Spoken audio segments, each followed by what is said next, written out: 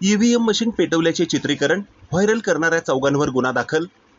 सांगोला तालुक्यातील बागलवाडी येथील जिल्हा परिषद प्राथमिक शाळा मतदान केंद्र क्रमांक 86 वरील 3 ईव्हीएम मशीनसह मतदान कक्ष पेटवल्याच्या घटनेने मतदान केंद्राबाहेर खिडकीतून चित्रीकरण करून सोशल मीडियावर व्हायरल केल्या प्रकरणी सांगोला पोलिसांनी समाधान रावसाहेब वाघमोडे, राहुल सदाशिव चव्हाण व सुनील सदाशिव चव्हाण सर्वजण राहणार बागलवाडी तालुका सांगोला आणि एक अनोळखी अशा चौघांविरुद्ध गुन्हा दाखल केला आहे.